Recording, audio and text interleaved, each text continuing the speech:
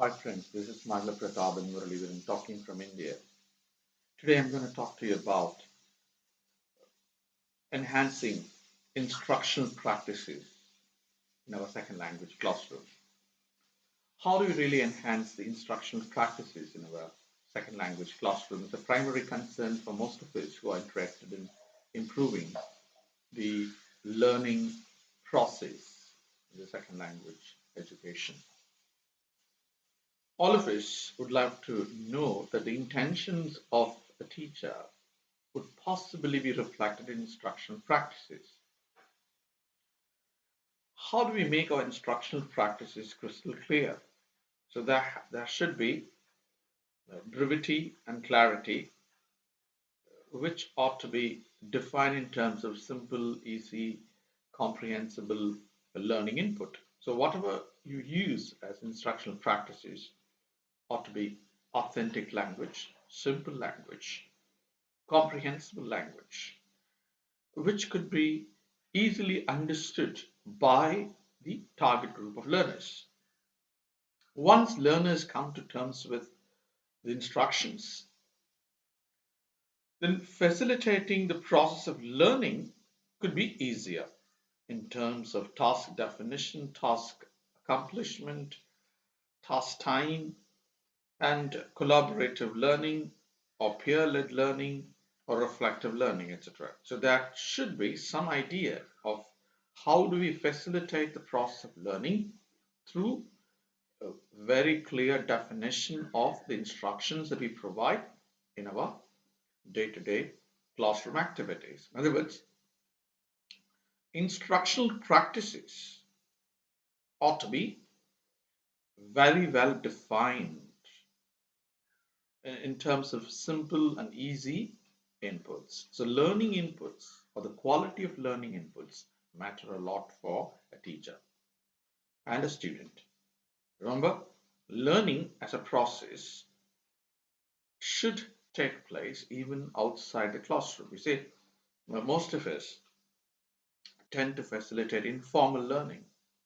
The teachers are learning facilitators, and they're also learning strategists. And learning strategists and learning facilitators, teachers have this capacity building process of equipping the learner with micro skills in every area that they have to really work on. For example, a learner is unable to pronounce extremely well. What do? We'll have to sit next to the learner, understand where the learner finds it difficult. There are certain sounds of a target language the learner may not really understand or get to know. So we'll have to train the learner, make those learners comfortable in capturing the particular speech sound, and we should give incessant practice in terms of understanding, you know, reinforcing the sound and trying to produce that sound. Once you try to produce it and you become quite well versed, then you would be finding it so easy to communicate with you know all. So that's why we say learners need strategic learning inputs and strategic training, and then they have to practice whatever they have learned in a limited context, and then in the real context of life. In other words, realia that we use in the classroom is extremely important for us. You would ask me a question: how would realia be useful at a lower level classes? Absolutely, it is not useful at a lower level classes when you're talking with children, for example. There you have to use contexts which are sometimes real, but some you have to use also interesting tales, songs, storytelling, role playing, and you have to really come up with innovative strategies where children will get attracted to. That is when a teacher's instructional practices play a vital role. Please remember, the teacher has to be a participant in the activity-based language teaching there, because the teacher has to create an activity, involve the learners and participate in that particular activity. And then the teacher has to facilitate the learning, analyze the learning process, understand how learners have learned, and try to provide further inputs.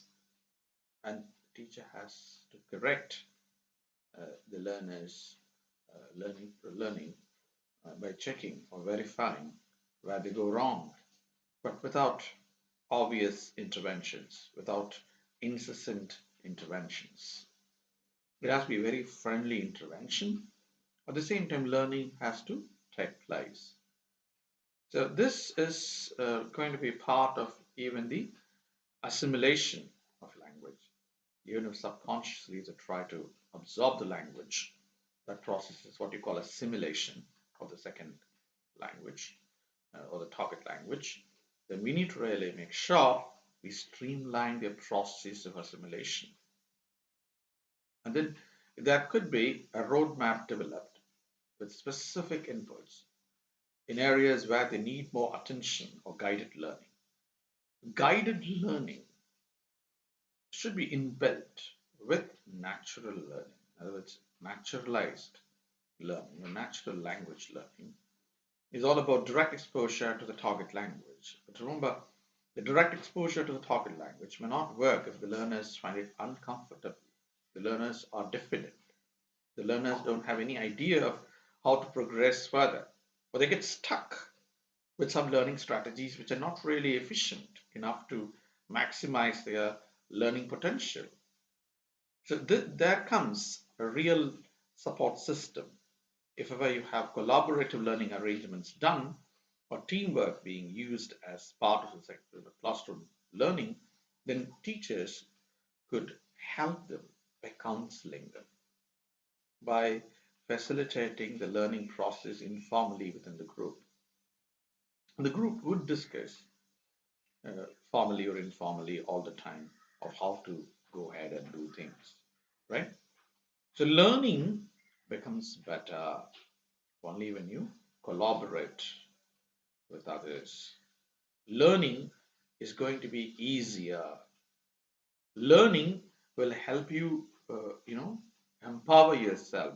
These sort of feedback on the learning process, and we'll have to really make the learners reflect on their learning progress. Give them a learning map where they like what kind of learning has been happening, which areas do they need to really concentrate. I think this is not being done. There should be a scientific learning assessment which should be integrated with language education everywhere. And this has to be done once in 3 months or 4 months or 5 months or whichever be the time period with which they can arrive at a consensus. And they have to make sure that teachers, learners, and their parents get to know about this entire process of learning progress. And that could be a thorough, systematic, scientific analysis of what they have learned and what they haven't learned. And that could help the learning process to become better. So we can, in fact, find solutions for learning gaps that most of the learners have. And I'm sure this has helped you in a big way. In case you need further inputs, I'm there to support you. Please feel free to talk to me whenever you have time. I will do all that I can to support you. Good luck to you. Bye bye. See you.